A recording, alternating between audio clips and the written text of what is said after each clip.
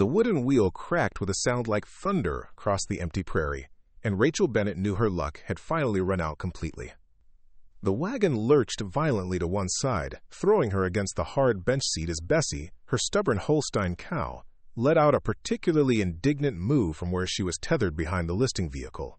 Rachel sat in the sudden stillness that followed, watching dust settle around her like the final curtain on what had already been the worst month of her life. Before we jump back in, tell us where you're tuning in from, and if this story touches you, make sure you're subscribed, because tomorrow I've saved something extra special for you. 3 weeks ago, Rachel had been Mrs. Rachel Coleman, wife to successful grain merchant Thomas Coleman, living in a comfortable 2-story house on the respectable side of Independence, Missouri. She had matching china, lace curtains in every window, and what everyone in town considered an enviable marriage to one of the most prosperous men in the county. 3 weeks ago, she had believed in the security of her position, the strength of her marriage vows, and the certainty that hard work and devotion would be rewarded with happiness and stability. That was before she discovered the letters hidden in Thomas's desk drawer. Letters written in flowing feminine script, signed with love by Margaret Walsh, the young widow who ran the millinery shop 2 streets over. Letters that spoke of secret meetings, of a passion that made her husband's marriage vows seem like mere inconveniences, and of promises for a future that clearly didn't include the wife who had spent 5 years tending his home and his reputation. The confrontation had been swift and brutal. Thomas hadn't even bothered to deny it when Rachel threw the letters on his desk that morning.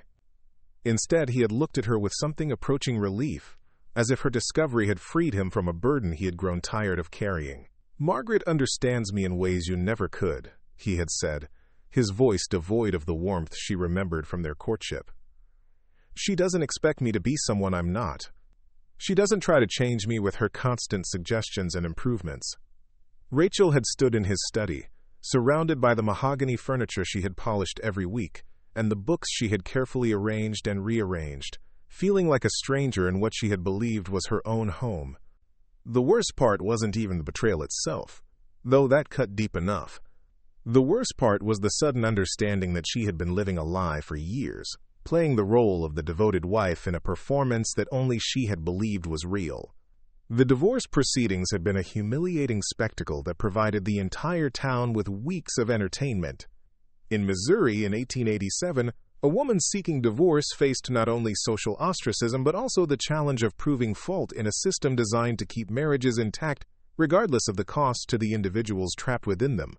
Thomas's infidelity was public knowledge by then, but proving it legally required witnesses, documentation, and a willingness to air private shame in public forums.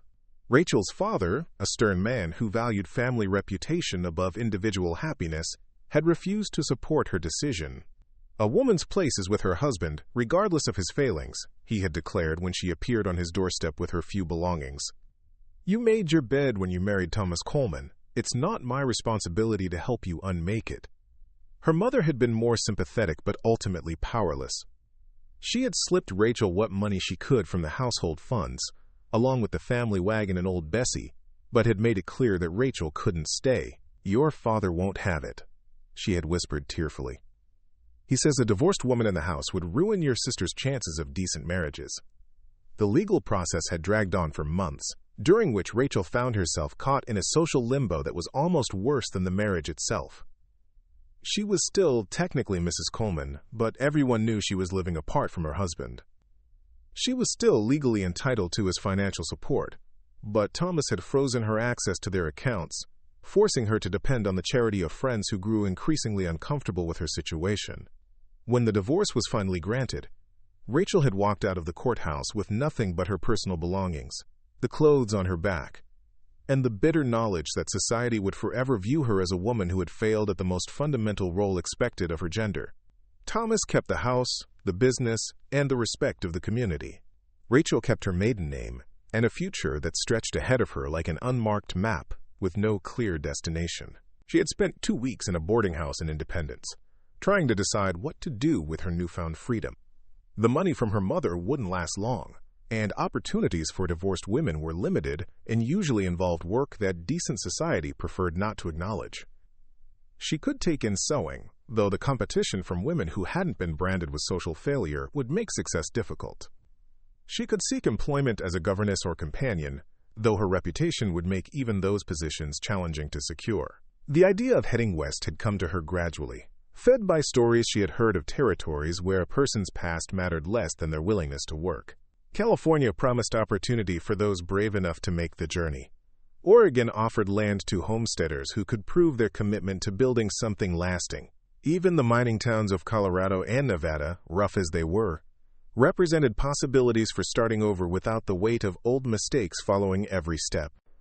The decision to leave had been made suddenly on a Tuesday morning when she walked past Thomas's house and saw Margaret Walsh hanging curtains in what had once been Rachel's bedroom window. The sight had hit her like a physical blow, not because she wanted Thomas back, but because it made concrete the reality that her old life had been completely erased. Someone else was living in her home, sleeping in her bed, probably using her china and reading her books as if they had never belonged to anyone else. That afternoon, Rachel had packed her few belongings into the wagon, hitched up Bessie, and left Independence without looking back. She had no clear destination in mind, only a desperate need to put distance between herself and the life that had proven to be built on foundations as substantial as morning mist. The journey had been harder than she had anticipated. The wagon, which had seemed sturdy enough for short trips around town, began showing signs of wear after just a few days on rough frontier roads. The weather had been unpredictable, with sudden storms that turned the roads into muddy quagmires and sunny days that baked the earth until it cracked like old leather. Bessie, who had been docile enough in the familiar surroundings of Independence, proved to have definite opinions about travel that didn't always align with Rachel's plans. The cow had a particular talent for stopping dead in her tracks whenever she spotted something interesting, which could be anything from a patch of especially green grass to a butterfly that caught her attention. She had an equally impressive ability to sense when Rachel was tired or discouraged, choosing those moments to exercise her stubbornness with particular vigor. There had been one memorable afternoon when Bessie had simply refused to cross a perfectly ordinary creek, standing in the water up to her knees and mooing her displeasure while Rachel tried every combination of coaxing and threatening she could think of. Despite the cow's personality quirks, Rachel had to admit that Bessie's presence had been a comfort during the long, lonely days on the road. The cow's milk provided both nutrition and a small source of income when Rachel stopped in towns along the way. More than that, Bessie's stubbornness and opinions gave Rachel someone to talk to, even if the conversations were decidedly one-sided. "What do you think, Bessie?" Rachel had asked that morning as they prepared to leave their camp beside a small stream. "Should we try to make it to the next town today, or should we take our time and enjoy the scenery?" Bessie had looked at her with the patient expression she reserved for what she clearly considered Rachel's more ridiculous questions, then had proceeded to demonstrate her feelings by promptly lying down in the middle of the path and refusing to move until she had finished her morning rest. Now sitting beside the broken wagon with the afternoon sun beating down mercilessly, Rachel wondered if Bessie had somehow known this would happen. The cow certainly didn't seem surprised by their predicament. She had settled into the shade of a nearby cottonwood tree and was methodically working her way through a patch of clover as if mechanical failures were simply part of the natural order of things. Rachel climbed down from the wagon seat, trying not to wince as her feet hit the ground. 3 weeks of sleeping on hard ground and walking beside the wagon had left her body aching in places she hadn't known could ache. Her hands, once soft and carefully tended, were now calloused and permanently stained with dirt and axle grease. Her dress, originally a sensible brown traveling outfit, had faded to a color that defied description and bore the evidence of every mile they had covered. She walked around to examine the broken wheel, though she already knew what she would find. The wooden rim had cracked completely through, probably weakened by the constant stress of rough roads and uneven loads. One of the spokes had splintered as well, leaving the wheel unable to bear the wagon's weight. It wasn't something she could fix with the limited tools and supplies she carried. Rachel looked around at the empty landscape that stretched in every direction. Rolling hills covered in prairie grass waved in the constant wind, broken only by the occasional stand of trees that marked a creek or spring. In the distance she could make out what might have been buildings, though the heat haze made it difficult to be certain. It could be a town, a ranch, or simply another grove of trees that her desperate eyes were transforming into the promise of help. She retrieved her bonnet from the wagon seat and tied it firmly under her chin, then gathered her skirts and began walking toward what she hoped was civilization. The sun was still high enough that she had several hours of daylight remaining, but she had learned enough about frontier travel to know that being caught in the open after dark was an invitation to dangers she preferred not to contemplate. The walk was longer than it had appeared from the wagon. What had looked like a short distance across the rolling prairie turned out to be several miles of rough ground that tested every muscle in her legs and left her gasping in the thin air. The buildings, when she finally reached them, proved to be a ranch complex centered around a large log house with a wide front porch and several outbuildings that suggested prosperity and permanence. A hand-painted sign at the entrance to the property read, "Double Creek Ranch," in weather-faded letters. Beyond it, a well-maintained road led to the main house, passing corrals where horses stood in whatever shade they could find, and fields where cattle grazed contentedly despite the heat. It was the kind of place that spoke of generations of hard work and careful management, the kind of success that could only be built slowly and maintained through constant attention to detail. Rachel paused at the gate, suddenly aware of how she must look to anyone who might be watching from the house. Her dress was dusty and wrinkled, her bonnet askew despite her efforts to keep it in place, and her face probably bore the marks of dust and exhaustion that no amount of effort could completely disguise. She looked, she realized, exactly like what she was, a woman who had run out of options and was now dependent on the charity of strangers. The sound of a door closing drew her attention to the main house, where a figure had emerged onto the porch. Even at a distance, she could see it was a man, tall and lean, moving with the easy confidence that came from being completely at home in his surroundings. He stood for a moment, clearly assessing the situation, then started walking toward the gate with long, measured strides. As he drew closer, Rachel got her first clear look at him. He was probably in his early 30s, with dark hair that showed streaks of premature silver at the temples, and a face weathered by years of outdoor work.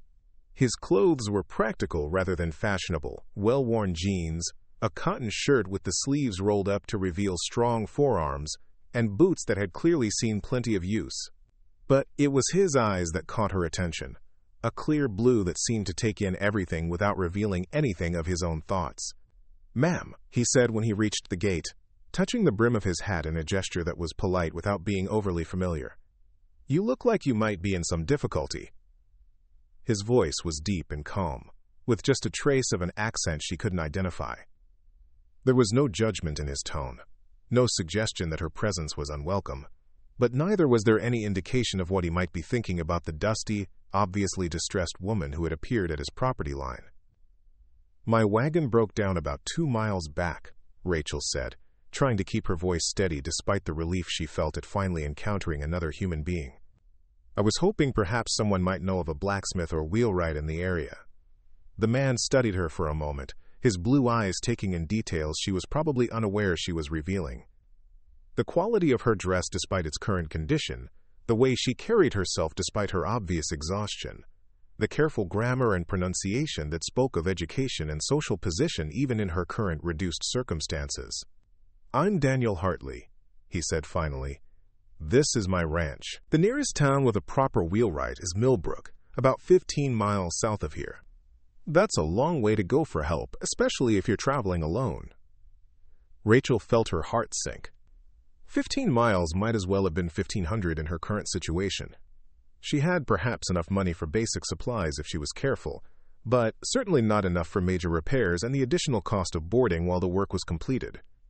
"I see," she said, trying not to let her despair show in her voice.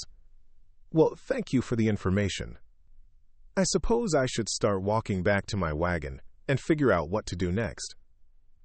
"Hold on," Daniel said, his voice carrying a note of something that might have been concern. "You said your wagon was 2 miles back. Are you traveling alone?" Rachel hesitated. The truth was that admitting to being a woman alone on the frontier was tantamount to advertising her vulnerability. But lying seemed both pointless and potentially dangerous if she was going to need help from this man. "Yes," she said finally. "It's just me and my cow." Something shifted in Daniel's expression, though Rachel couldn't read what it was. Surprise, perhaps, or concern, or maybe just the resignation of someone who had dealt with stranded travelers before. "A cow," he repeated, as if making sure he had heard correctly. "Her name is Bessie," Rachel said, feeling suddenly foolish for providing details that were clearly irrelevant to her situation. "She's a Holstein. Very good milk cow, though she can be somewhat stubborn about travel."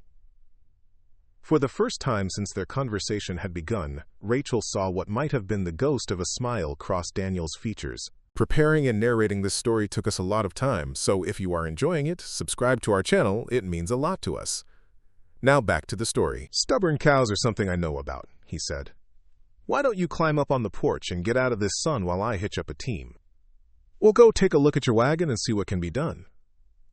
Rachel felt a wave of gratitude so strong it made her momentarily dizzy.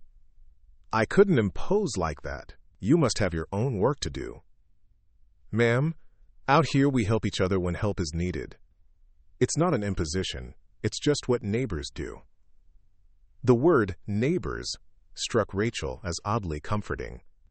She hadn't been anyone's neighbor in months, hadn't belonged to any community, or been part of any network of mutual support.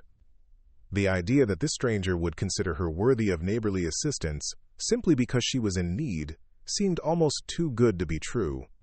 She followed Daniel to the main house, where the porch offered blessed relief from the sun that had been beating down on her during the long walk. The house itself was larger than it had appeared from a distance, built of logs that had been carefully chinked and fitted, with windows that spoke of prosperity and a comfort that went beyond mere survival. Wind chimes hung from the porch ceiling, their gentle music providing a counterpoint to the constant whisper of wind through the prairie grass. "There's water in the pitcher there, and cups in the basket," Daniel said, indicating a small table set up near the porch swing. "Help yourself. I'll be back shortly." Rachel watched him walk toward one of the outbuildings, noting the way he moved with purpose, but without haste, as if the appearance of stranded travelers was common enough that it didn't require panic, but important enough that it demanded immediate attention. She poured herself a cup of water from the ceramic pitcher and drank it slowly, feeling some of her strength return as the cool liquid eased her parched throat. From the porch, she could see the full scope of the ranch operation.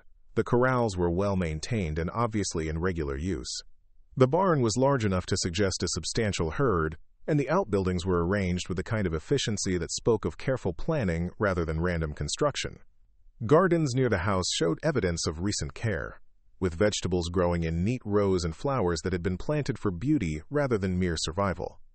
It was the kind of place Rachel had imagined when she dreamed of frontier life during the long days in her Independence parlor. Not the raw, desperate struggle for survival she had read about in some accounts, but a working ranch that had grown into something approaching civilization through years of steady effort and intelligent management.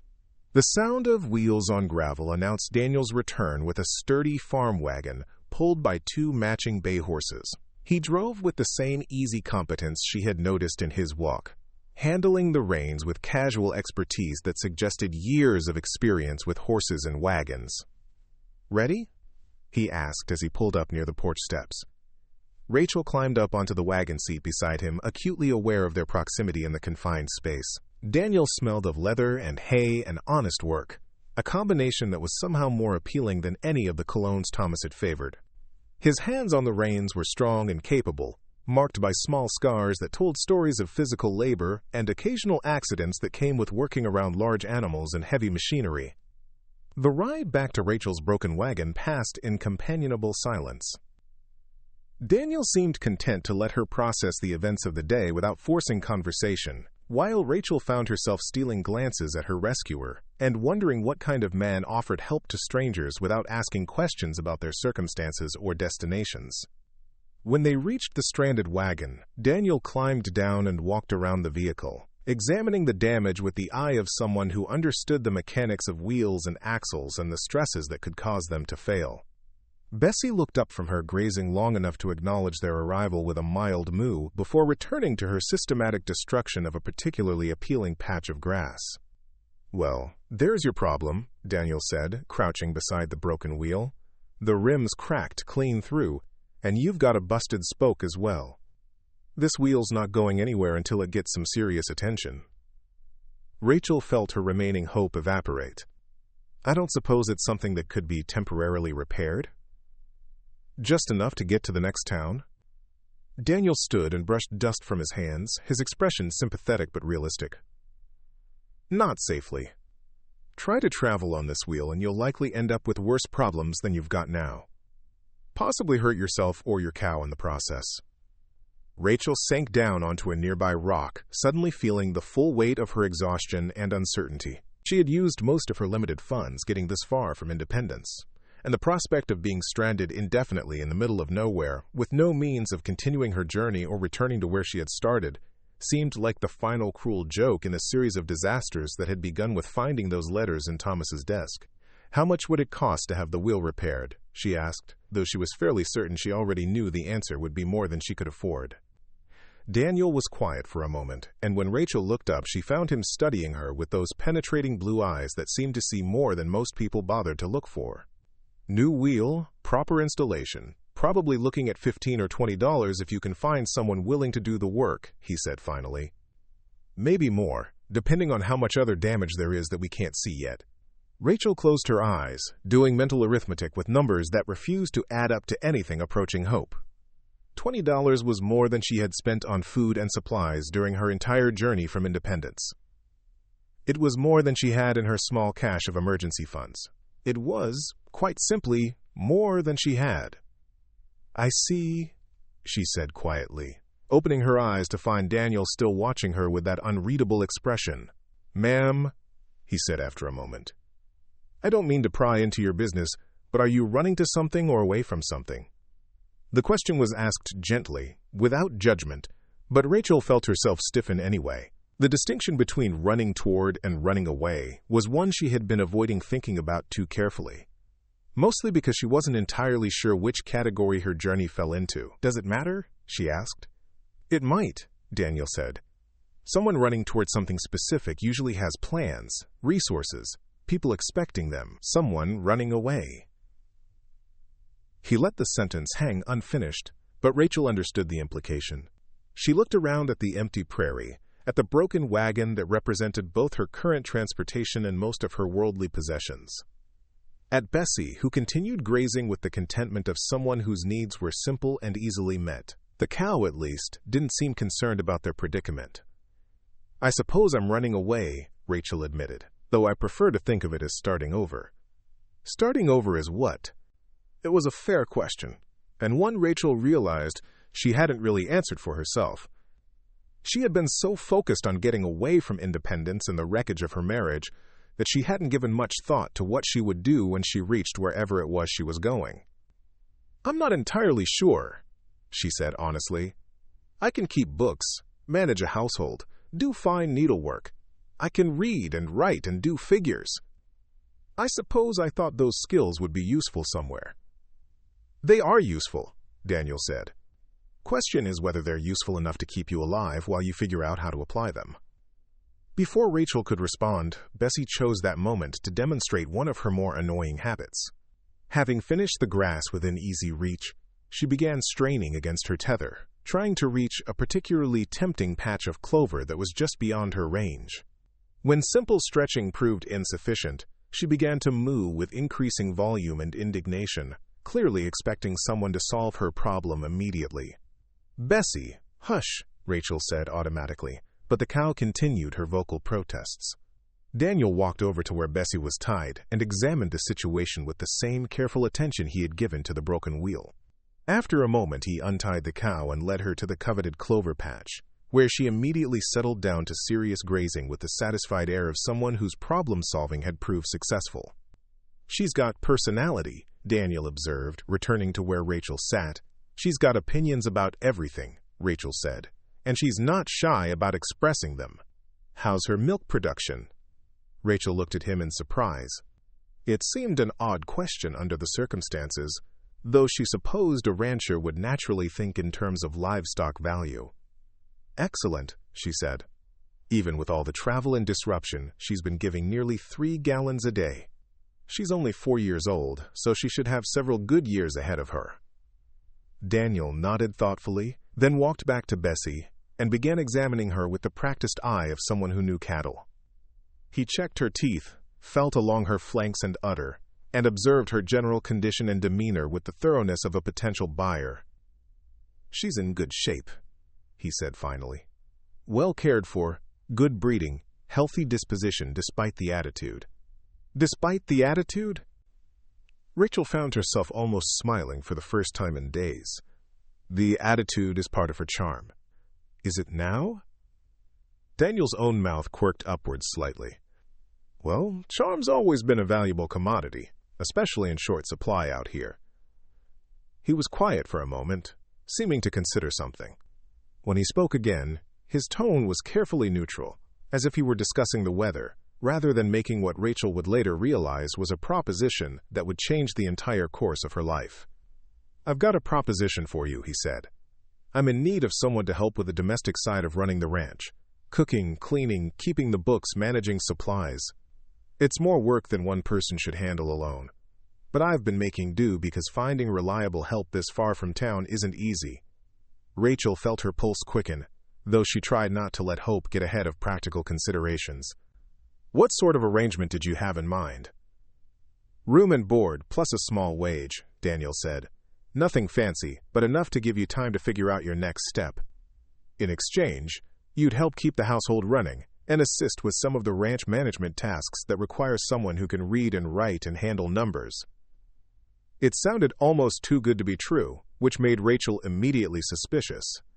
Men didn't usually offer employment to strange women without expecting something beyond cooking and bookkeeping in return. "And what about Bessie?" she asked, partly because she was genuinely concerned about the cow, and partly because she wanted to see how Daniel would respond to what might seem like an unreasonable condition. Daniel looked over at the cow, who was now lying contentedly in the shade, chewing her cud with the satisfied expression of someone whose world was temporarily in order.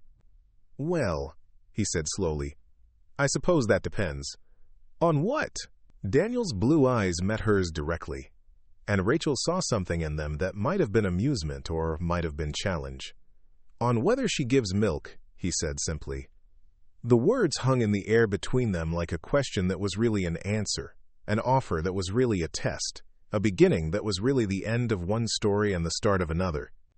Rachel looked at Daniel's weathered, honest face, at the ranch that stretched around them like a promise of stability, at Bessie, who represented both her independence and her responsibility. She thought about the broken wagon that had brought her this far, about the life and independence that she had left behind like a shed skin, about the uncertain future that had seemed so frightening just an hour ago. She thought about Thomas and Margaret Walsh hanging curtains in what had been her bedroom, about her father's cold dismissal and her mother's helpless sympathy, about all the ways a woman could be left with nothing through no fault of her own.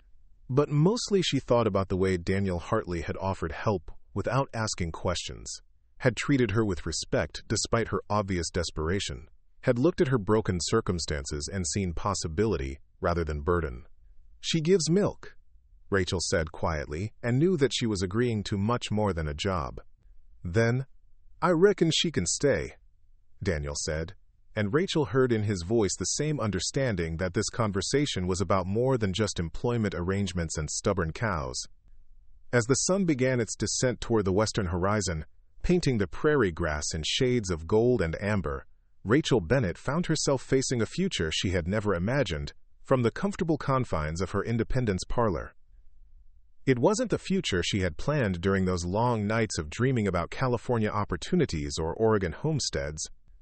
It was something both more uncertain and more immediate, a place at a ranch table, work that would challenge capabilities she wasn't sure she possessed, and a man whose steady blue eyes suggested depths she was only beginning to glimpse.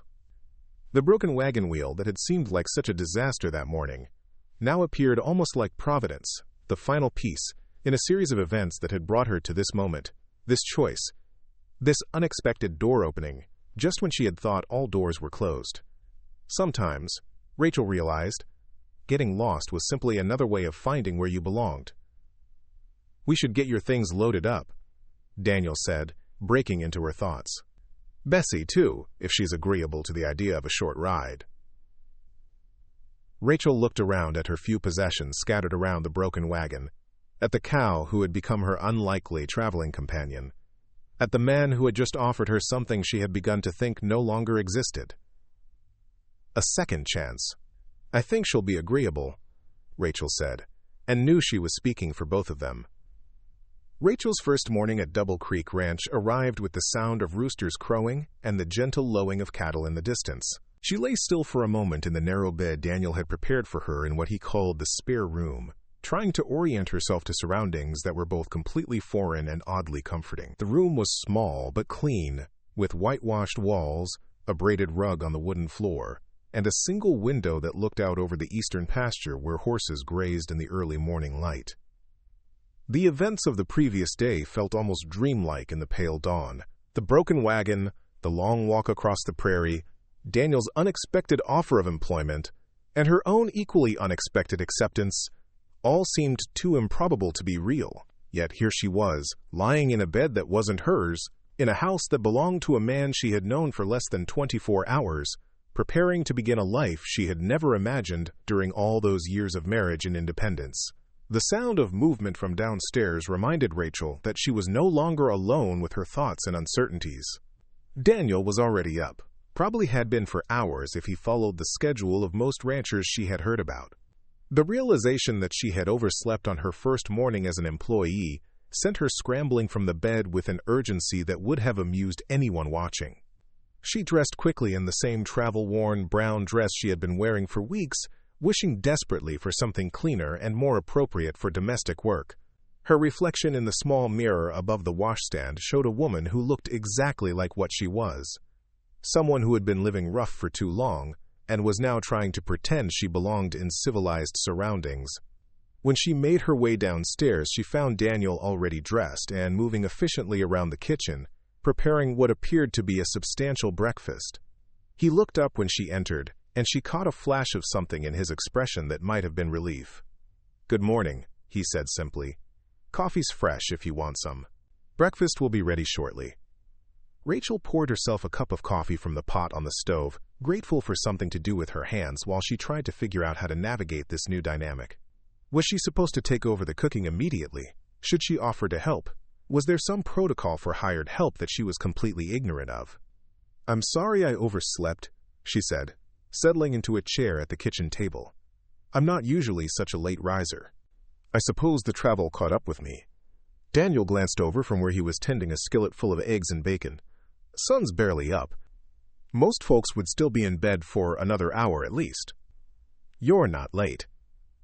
The kitchen was larger than it had appeared the night before, with a massive cast-iron stove that dominated one wall and enough counter space to suggest serious cooking rather than just basic survival meals. Copper pots hung from hooks near the stove, and the shelves were lined with jars and tins that spoke of a well-stocked larder.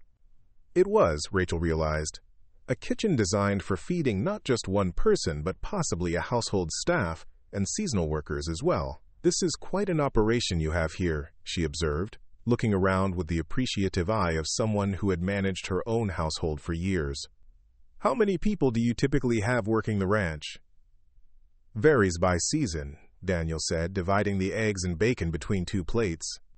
"Right now it's just me and old Pete who helps with the horses. Come roundup time, I'll hire on temporary help. During calving season, I might have 3 or 4 extra hands staying in the bunkhouse."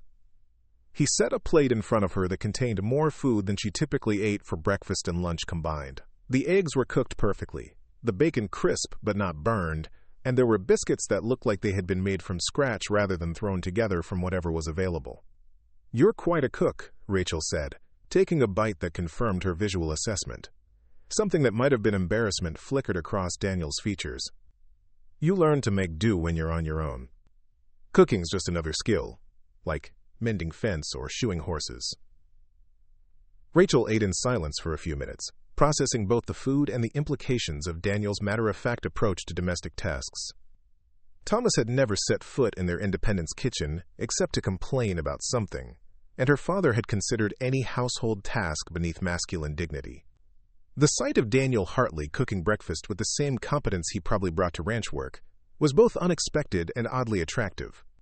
"What would you like me to start with today?" she asked when she had made a respectable dent in the enormous breakfast. Daniel finished his own meal before answering, seeming to consider the question seriously rather than giving her the first task that came to mind. "Well," he said finally, "there's the matter of your cow." Bessie spent the night in the small corral near the barn, but she's going to need a more permanent arrangement if she's staying. There's also the question of what to do with your wagon and the things in it.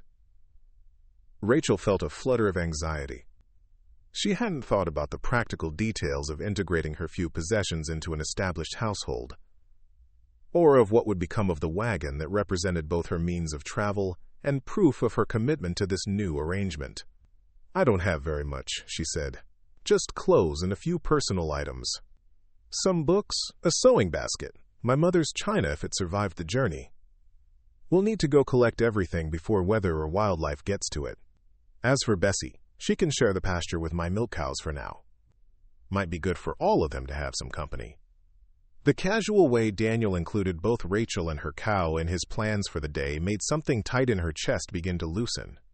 She had been braced for the awkwardness of trying to fit to someone else's established routine, but Daniel seemed to be approaching the situation as a matter of simple logistics, rather than a disruption to be grudgingly accommodated. After breakfast, they hitched up the wagon again and returned to collect Rachel's abandoned belongings. The broken wagon looked even more forlorn in the morning light, listing sadly to one side with its cracked wheel and scattered contents. Seeing it again brought back the desperation she had felt the day before, the certainty that she had reached the end of both her journey and her options. "What should we do with the wagon itself?" Rachel asked as they loaded her trunk and bags into Daniel's vehicle. Daniel examined the damaged wagon with the same careful attention he had given it the day before. "Frame's solid and most of the hardware's in good condition. Might be worth fixing eventually, if you decide you want to keep it." The phrase "if you decide you want to keep it" carried implications that Rachel wasn't sure she was ready to examine too closely. It suggested a future that extended beyond the temporary arrangement they had discussed, a time when she might have choices to make about permanence and commitment. Loading her possessions into Daniel's wagon took only a few minutes, a testament to how little she had managed to carry away from her previous life. The trunk contained her better clothes, wrapped carefully in tissue paper that was now wrinkled and dusty. Her sewing basket held threads and needles, and the small scissors that had been her grandmother's. The box of books included her Bible, a collection of Shakespeare, and several volumes of poetry that Thomas had considered frivolous, but which Rachel had been unable to leave behind. The china, wrapped in layers of quilts and towels, had miraculously survived the rough journey, with only a few chips to show for its adventures. Rachel unwrapped one of the plates and held it up to the morning light, remembering the day her mother had presented her with the set as a wedding gift. "It was my great-grandmother's," she said, more to herself than to Daniel. "Mother gave it to me when Thomas and I were married. Said every woman needed something beautiful to call her own." Daniel took the plate from her hands and examined it with the respectful attention most people reserved for obviously valuable objects. The china was delicate, with a pattern of blue roses that had been hand-painted with obvious skill and care. "It's lovely," he said simply, handing it back to her. "We'll find a proper place for it in the house." The matter-of-fact way he said "we'll find a place" struck Rachel with unexpected force. She had grown so accustomed to thinking of herself as fundamentally alone that the casual assumption of partnership in even small decisions felt like a gift she hadn't known she needed. They loaded Bessie into Daniel's wagon with considerably more difficulty than they had loaded the inanimate possessions. The cow had spent the night in unfamiliar surroundings and was feeling argumentative about being moved again so soon. She planted her feet and mooed her disapproval with a volume that sent nearby birds scattering from the trees. "She's not usually this difficult," Rachel said, trying to coax the cow toward the wagon with a handful of grass. "I think all the changes have made her nervous." Daniel watched the proceedings with what Rachel was beginning to recognize as his characteristic patience. When it became clear that coaxing wasn't going to work, he disappeared into his barn and returned with a lead rope and what appeared to be a small bucket of grain. "Sometimes you have to negotiate," he said, offering the grain to Bessie, who immediately forgot her objections in the face of such an attractive bribe. The trip back to the ranch passed more quickly than the journey out had, partly because they were traveling a familiar route, and partly because Rachel found herself relaxing into the rhythm of the wagon wheels and the easy silence that Daniel seemed comfortable maintaining. She used the time to study the landscape with new eyes, trying to see it not as a barrier to be crossed, but as a place where she might actually live and work. The prairie that had seemed so empty and intimidating the day before revealed itself to be full of subtle varieties and unexpected details. The grass wasn't just green, but a dozen different shades of green, interspersed with wildflowers she couldn't name, and punctuated by stands of cottonwoods that marked the presence of water. Cattle grazed in the distance, looking sleek and healthy, and she could see riders moving among them with the purposeful air of people who knew exactly what they were doing. "How long have you had the ranch?" Rachel asked as they approached the main buildings. "My father started it about 20 years ago," Daniel said. "I was just a boy then, but I remember helping him clear the first fields and build the original cabin. This house was added about 10 years ago, when it became clear that the ranch was going to be a permanent success rather than just a hopeful experiment." Rachel tried to imagine Daniel as a boy helping his father carve a working ranch out of raw prairie land. It was a kind of life she had read about but never really understood, the slow accumulation of improvements and additions that eventually created something substantial and lasting. "Are your parents still living?" Daniel's expression tightened slightly, and Rachel immediately regretted the question. "My father died 3 years ago. Pneumonia. My mother went back east to live with her sister after that. Said the ranch was too lonely for a woman by herself." The words carried a weight of old pain that Rachel recognized from her own recent experiences with loss and abandonment. She wanted to say something comforting, but everything that came to mind seemed inadequate or presumptuous. "I'm sorry," she said simply. "It's the way of things," Daniel replied, but his voice carried a note of resignation that suggested the loss still affected him more than he liked to admit. They spent the rest of the morning getting Rachel's possessions settled in the house, and Bessie established with the other cows in the main pasture. Daniel's milk cows, 3 placid Guernseys, accepted the new addition to their group, with the calm indifference of creatures whose lives were already well organized around the serious business of eating grass and producing milk. Bessie, for her part, seemed pleased to have bovine company again after weeks of traveling with only Rachel for conversation. She settled into the pasture routine with an ease that suggested she had been waiting for exactly this kind of stable environment. "She looks content," Daniel observed as they watched the cows from the pasture fence. "More content than she's been since we left Independence," Rachel agreed. "I think she was getting tired of all the uncertainty." Daniel glanced at her sideways. "What about you? Are you getting tired of uncertainty?" The question was asked casually, but Rachel sensed deeper currents beneath it. Daniel Hartley, she was beginning to realize, was a man who said exactly what he meant, without wasting words on elaborate explanations or social niceties. "I suppose I am," she said honestly, "though I'm not sure I know what certainty would look like at this point. Might be worth finding out." Before Rachel could respond to that cryptic comment, Daniel was already walking back toward the house, leaving her to follow and wonder what exactly he had meant by it. The afternoon was devoted to what Daniel called getting oriented, which seemed to involve a comprehensive tour of the ranch operations and a detailed explanation of the various systems that kept the place running smoothly. Rachel found herself taking mental notes as he showed her the root cellar where vegetables and dairy products were stored, the smokehouse where meat was preserved, the chicken coop where 24 hens provided eggs, and the occasional Sunday dinner. "The key to running a place like this," Daniel explained as they walked through the barn, "is staying ahead of problems instead of waiting for them to find you. Every building needs regular maintenance. Every animal needs to be checked daily. Every season brings its own challenges that have to be anticipated and planned for." Rachel nodded, trying to absorb information that would have been completely foreign to her just a week ago. Managing a household in Independence had involved dealing with tradespeople and suppliers, keeping accounts and maintaining social relationships. Managing a ranch household, she was beginning to understand, required a much more direct relationship with the basic necessities of life. "What would you consider my primary responsibilities?" she asked as they paused in the barn's main aisle, surrounded by the comfortable sounds of horses moving in their stalls and chickens pecking at scattered grain.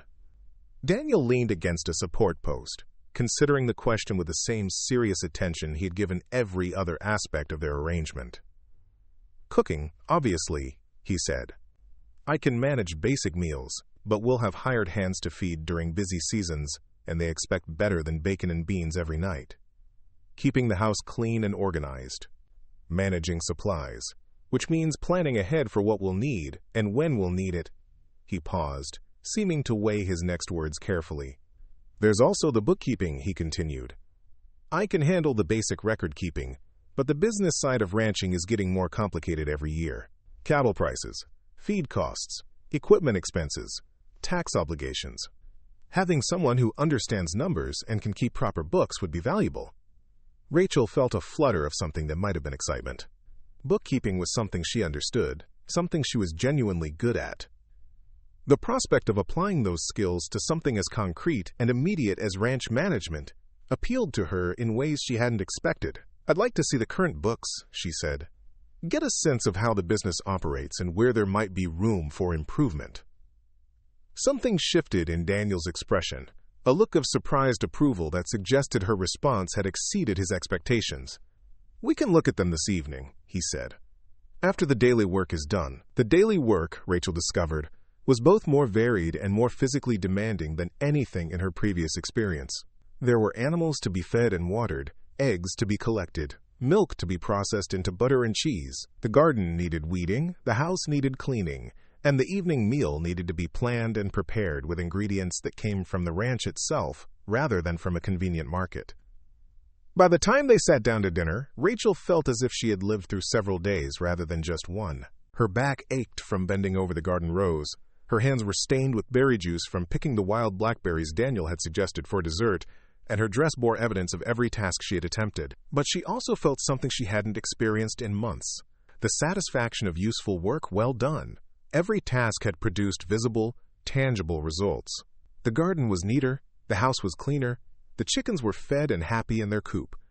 She had contributed something concrete to the functioning of the ranch, had earned her place at the dinner table through her own efforts rather than through accident of birth or marriage. "You did well today," Daniel said as they finished the meal Rachel had prepared from ingredients she had helped gather. "Better than I expected, honestly." "What did you expect?" Daniel smiled, the first genuinely relaxed expression she had seen from him. "Someone who would need more help adjusting to ranch life. City folks usually take longer to find their footing out here." Rachel considered this as she cleared the dinner plates. "I suppose I'm not entirely a city person.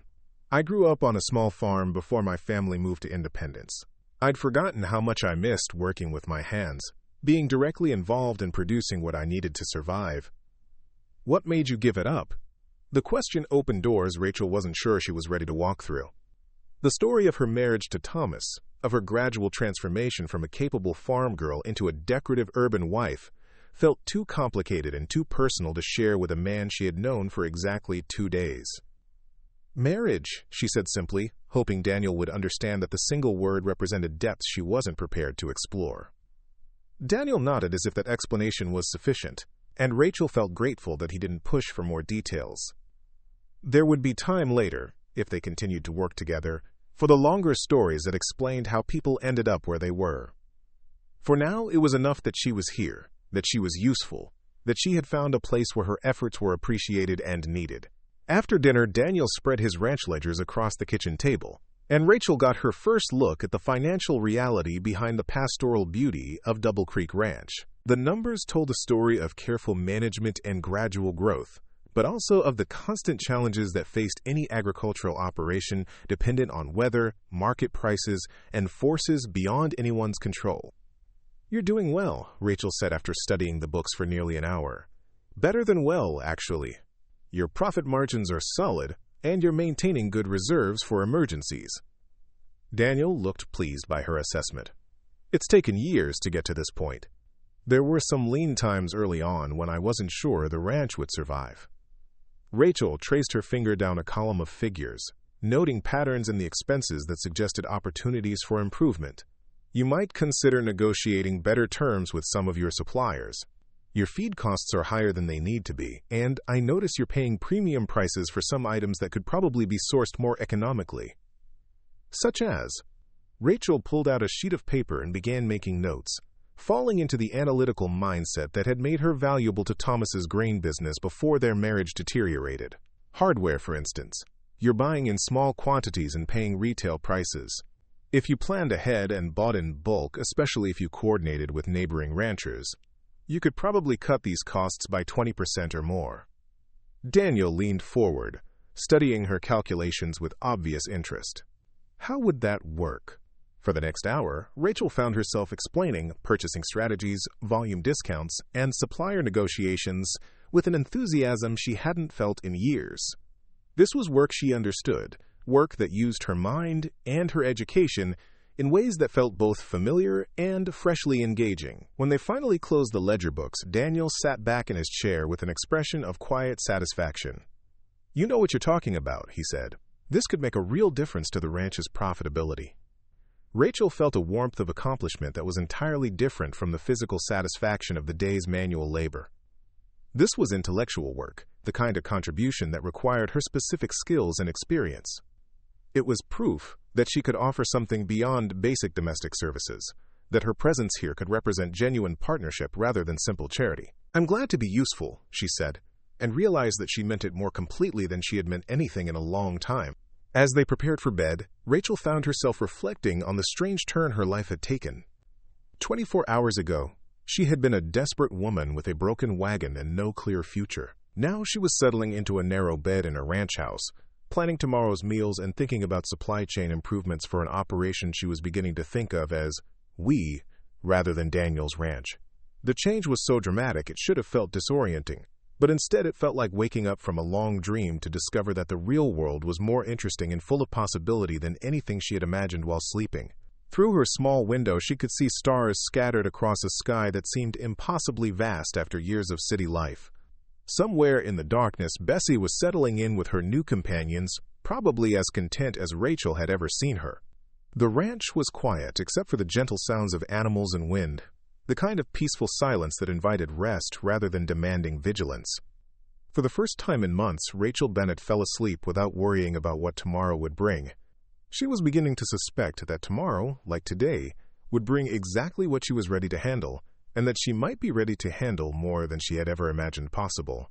3 months had passed since Rachel's wagon wheel cracked on the empty prairie, and the woman who now stood in the Double Creek Ranch kitchen bore little resemblance to the desperate traveler who had walked across those rolling hills in search of help.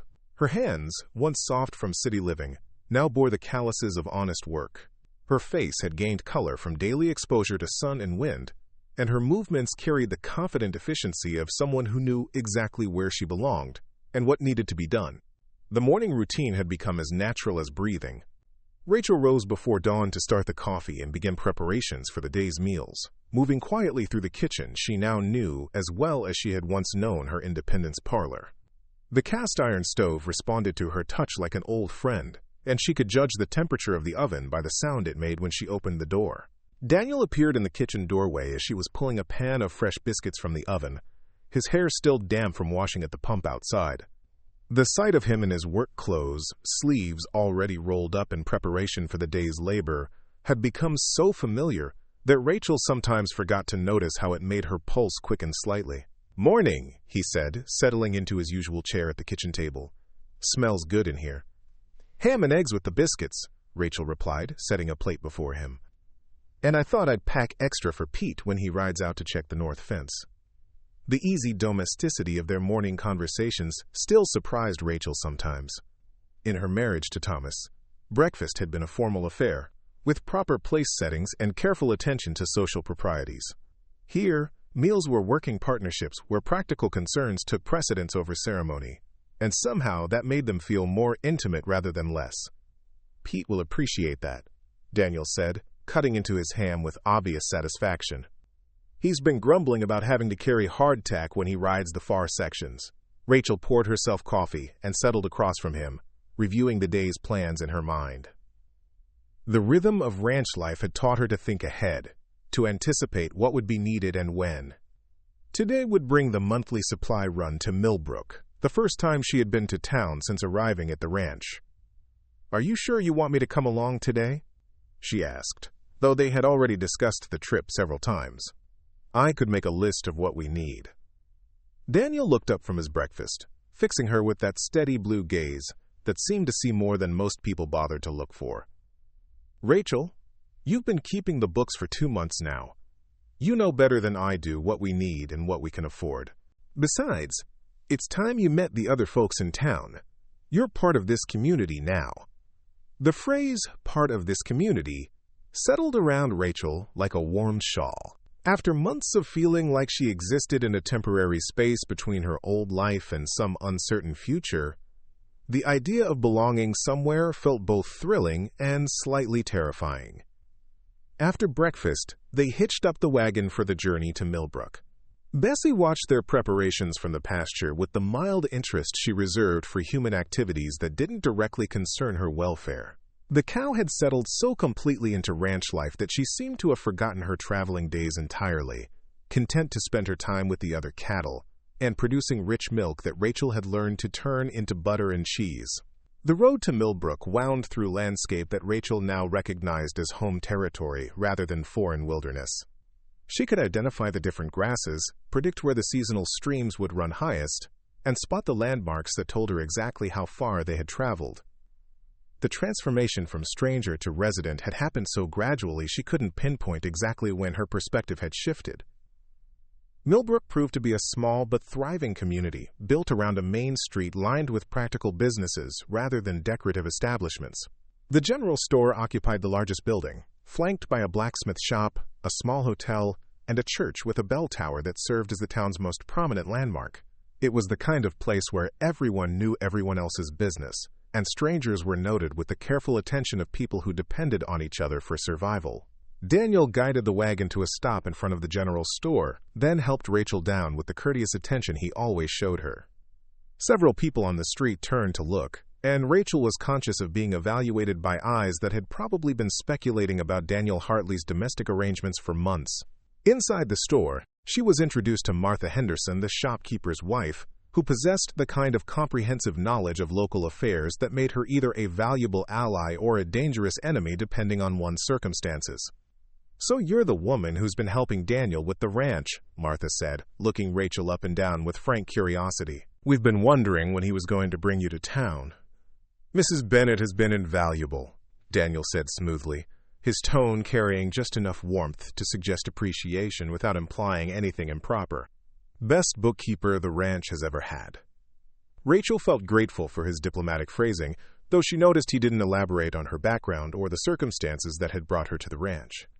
In a small community, she realized, less information often led to more favorable speculation than too much detail about questionable histories.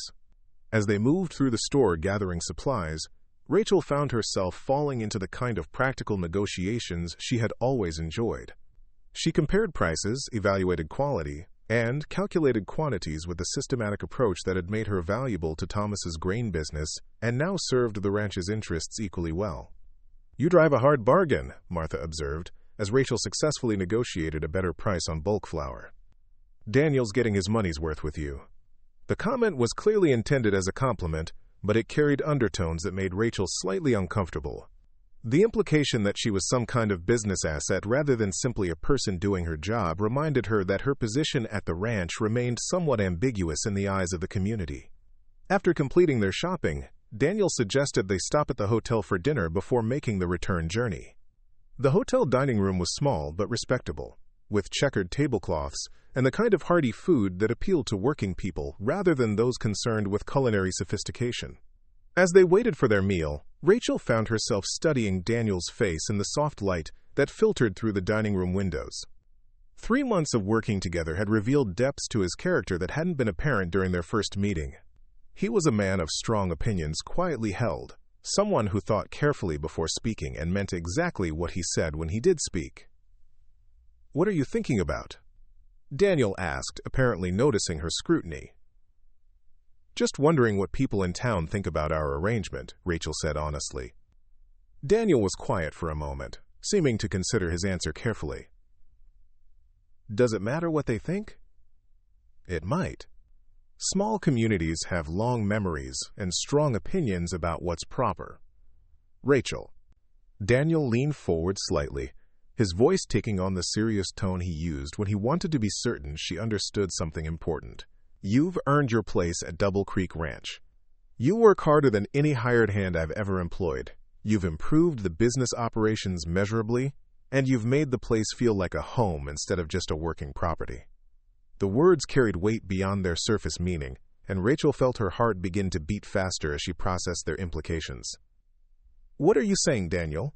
He reached across the table and covered her hand with his own, the gesture both gentle and purposeful. I'm saying that what started as a temporary arrangement has become something I don't want to be temporary anymore. I'm saying that having you at the ranch has made me realize how empty the place was before you arrived. Rachel stared at their joined hands, trying to absorb what she was hearing. In all her careful planning for different possible futures, she had somehow failed to fully consider the possibility that Daniel might have feelings for her that extended beyond appreciation for her domestic and business skills. "Daniel, I don't know what to say." "You don't have to say anything right now," he replied. "I just wanted you to know where I stand, so you could think about where you stand." The ride home passed in contemplative silence, both of them apparently lost in thoughts too complex for casual conversation. Rachel found herself reviewing the past 3 months, looking for signs she might have missed or misinterpreted.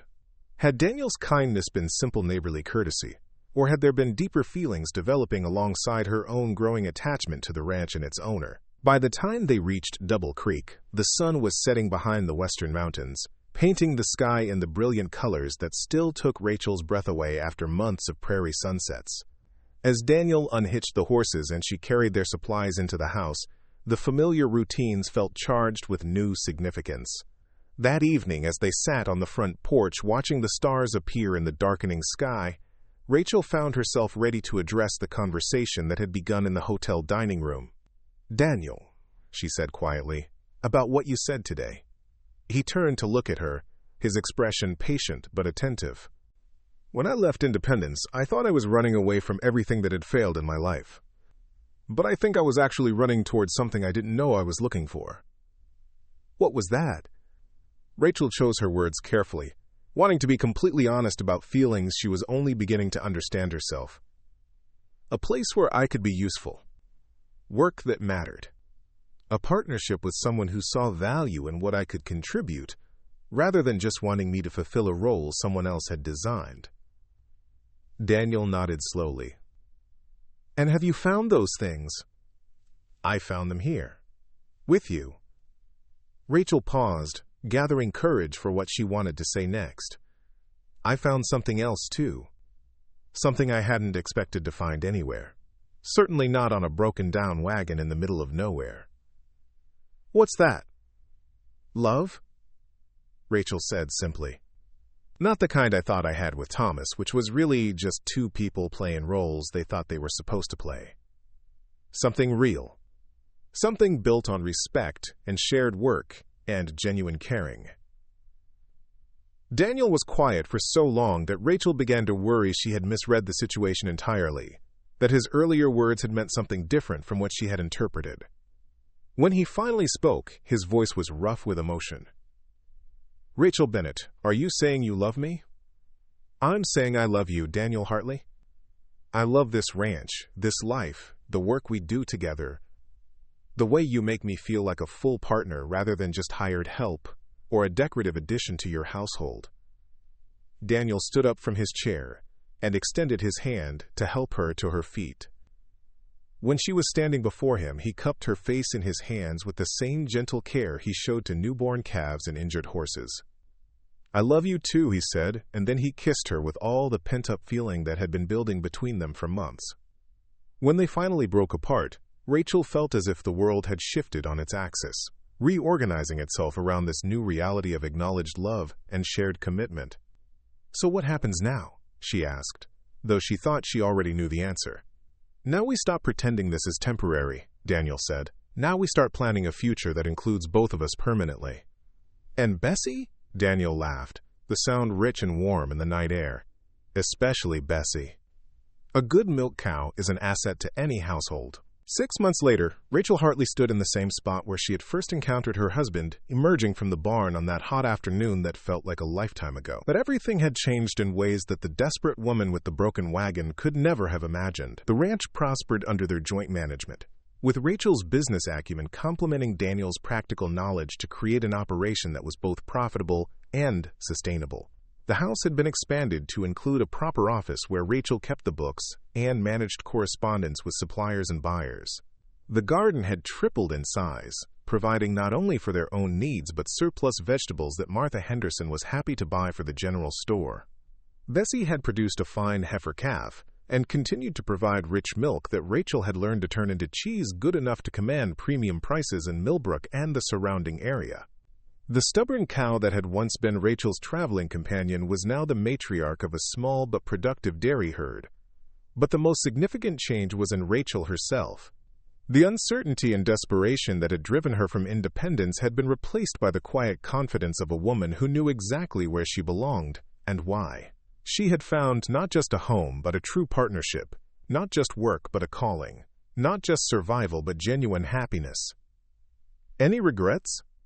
Daniel asked, coming up behind her and wrapping his arms around her waist as she watched their cattle graze in the evening light. Rachel leaned back against his chest, feeling the solid warmth of the man who had rescued her from more than just a broken wagon. He had shown her that sometimes the end of one story was simply the beginning of a better one. "Only that it took a broken wheel to bring me here," she said. "I might have wasted years more trying to fix something that was never meant to work." Daniel's arms tightened around her. "Everything happens in its own time. You weren't ready for this life until you were ready to leave the other one behind." As the sun set behind the western mountains, painting the sky in shades of gold and rose, Rachel reflected on the strange journey that had brought her to this moment. She had left independence believing that her life was over, that she had failed at the fundamental business of being a woman in a world that offered limited options for women who stepped outside conventional boundaries.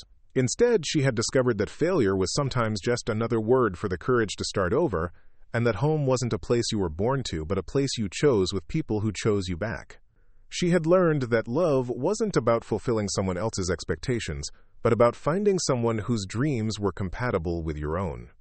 The broken wagon wheel that had seemed like the final disaster in a series of catastrophes had actually been the key that unlocked a future more satisfying than anything she could have planned. Sometimes, Rachel understood now, getting lost was the only way to find where you truly belonged. Up next, you've got 2 more standout stories right on your screen. If this one hit the mark, you won't want to pass these up. Just click and check them out.